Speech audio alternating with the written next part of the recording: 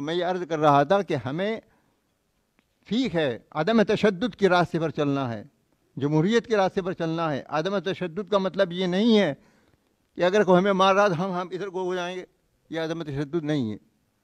ہم خود اقدام نہیں کریں گے تشدد کا، لیکن اگر کوئی ہمارے ساتھ اس طرح کا معاملہ کرتا ہے ہم گھر میں گھس جائیں گے.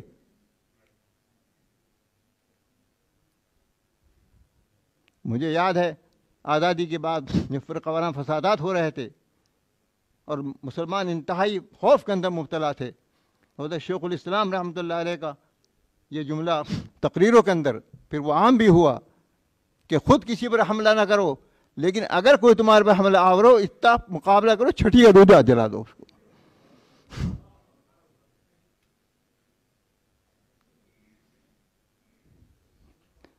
تو عدم تشدد ایک تو وہ تھا جو انگریز کے زمانے میں تھا کہ ہم انگریز کے فوج کا مقابلہ نہیں کریں گے. ٹھیک ہے، مقابلہ کرنے کی ہمت نہیں رہی تھی، راستہ بدل دیا تھا. لیکن آج عدم تشدد کا وہ مفہوم لیا جائے وہ غلط ہے. وہ آج اگر ہمارے ساتھ کوئی غلط معاملہ کر رہا ہے، جسمانی اعتبار سے کر رہا ہے، مالی اعتبار سے کر رہا ہے، عزت کے اعتبار سے کر رہا ہے، تو جو طریقہ ہے اس کے تقابل کا مقابلے کا وہ کیا جائے گا. ہمارے مال کو لوٹ رہا ہے، ہم کہتے ہیں ہاں بھائی لوٹ لے، ہم جا رہے ہیں. اپنے مال کی حفاظت کریں گے، اپنی بیوی کی حفاظت کریں گے، اپنی اولاد کی حفاظت کریں گے، ہماری جان چلی جائے.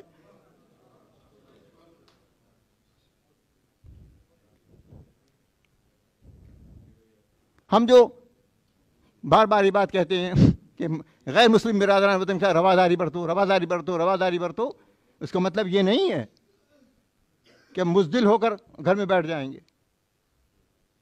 لیکن ایک طبقہ ہے جو ہماری اس فکر کو غلط طریقے پر پیش کرتا ہے، میں اسی کو دور کرنا چاہتا ہوں.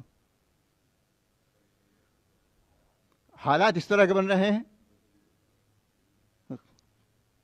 مسلمانوں کو مشتعل کرنے کی کوشش کی جاتی ہے، انفرادی واقعات سے بھی کی جاتی ہے، اجتماعی شکل کے اندر بھی کی جاتی ہے.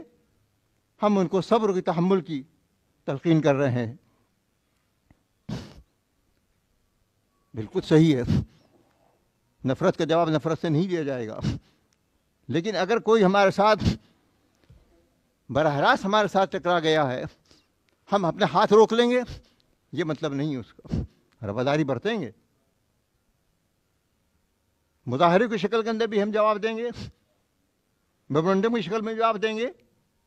جو جمہوری طریقے ہیں کسی چیز کو دفاع کرنے کے، مقابلہ کرنے کے، ان کو اختیار کیا جائے گا.